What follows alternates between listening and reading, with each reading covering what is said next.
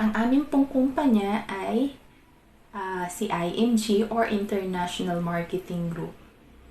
At sa IMG po ay meron po kaming libro. Ang pamagat po nito is The Secret to Saving and Building Your Future, Become Your Own Financial Educator.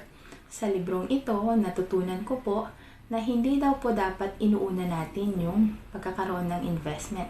Kailangan po nating unahin po yung mga nasa ibaba po nito.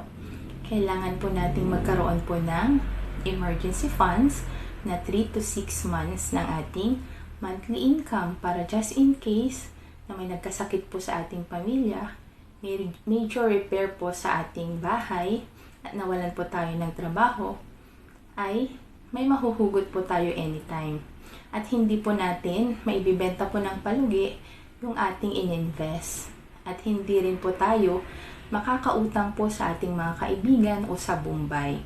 Kaya napaka-importante po talaga na i-build po natin yung ating emergency funds. Next din po na kailangan natin is protection. Kung tayo po yung inaasahan po sa ating family or yung breadwinner, dapat meron daw po tayong life insurance or protection. Para just in case na kunin po tayo ni Lord ng maaga is meron pong instant money na maiiwan po sa ating pamilya. At ang panghuli po, ang pinaka-baseline po is yung healthcare po natin. Kapag tayong breadwinner at inaasahan po ng family po natin, is kailangan po nating magkaroon ng healthcare. Dahil paano na kung tayong nagkasakit na nagpro-provide sa pamilya natin, wala na. So, kailangan po talaga ang pag-build po ng tamang financial foundation po is simulan po natin sa baba.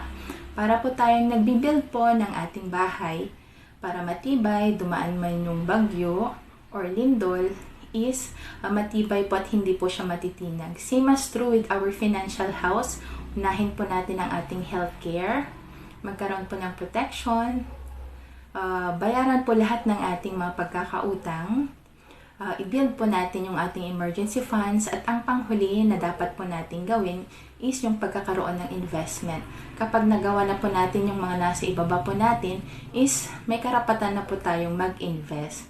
Para just in case na nagkasakit ka or nagkaroon ng problema po is hindi mo maibibenta ng palugi yung in-invest mo.